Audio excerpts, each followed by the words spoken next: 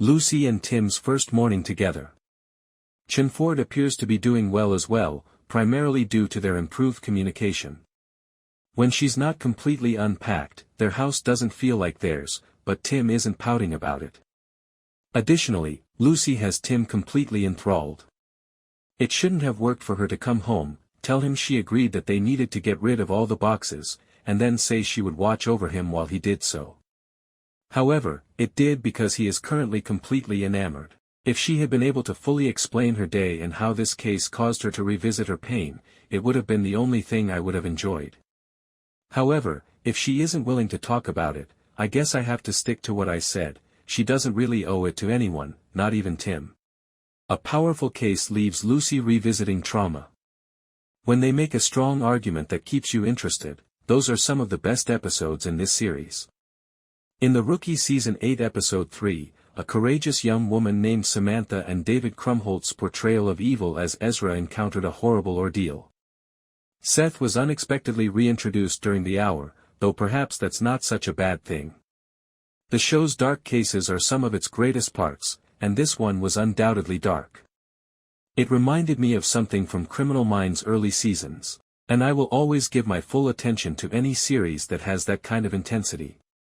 A young girl went missing for several years after what appeared to be a straightforward pickup on a transient led to a double homicide in a different state. It was interesting to watch how Nolan, Harper, and Lopez conducted the inquiry after that.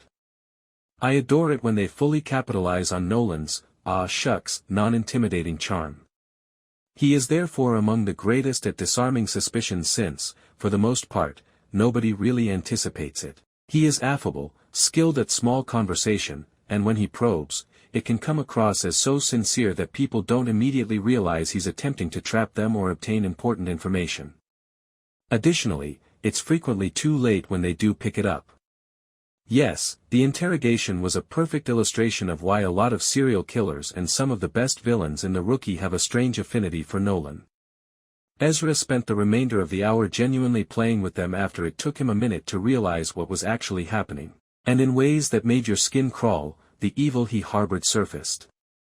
While Lucy and Selena were researching that motel room, the motel manager appeared to tremble and readily divulged the room number, demonstrating just how unsettling Ezra was. It's where they met Samantha, and my goodness, I felt so sorry for that little girl.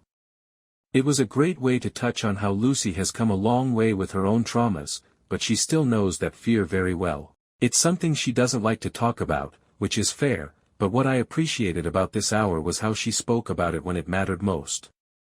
Her entire life changed when Ezra took her, and the rookie used her story to dig into the complexities of trauma and how people respond to it. Selena seemed a little confused about Samantha's decision to stay in that room for 12 hours instead of getting help. People, not even those close to you, are entitled to your trauma or your stories. However, it's important to connect with a child trauma survivor by becoming the embodiment of what she can be and demonstrating that it is possible to overcome adversity. This is encouraging and validating. The sequences involving Lucy and Samantha at that hospital were some of the best of the hour.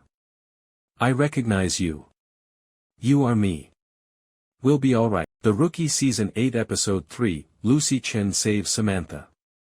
The break occurs when Selena, Seth Chavez, and Lucy, Melissa O'Neill, check into a motel room that he is paying for with one of the previously mentioned credit cards and discover the teenage girl and her parents that he was suspected of killing.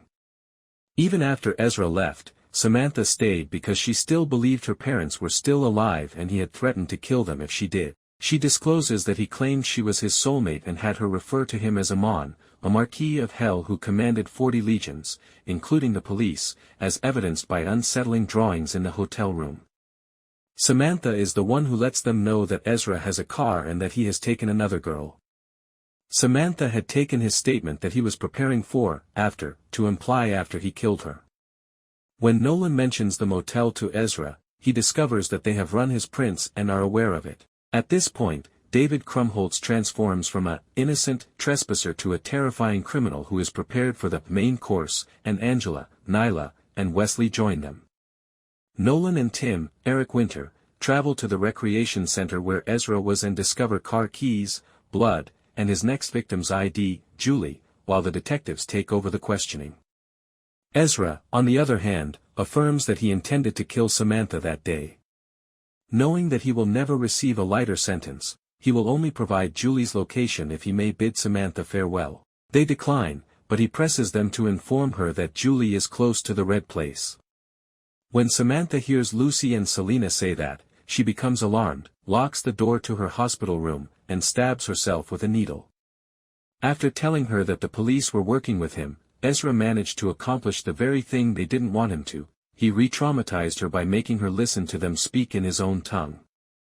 After Lucy manages to get her assistance, Nolan uses Samantha's description of the automobile to locate Julie in the trunk, bleeding profusely but still alive. After being carried away in handcuffs, Ezra turns to face Nolan.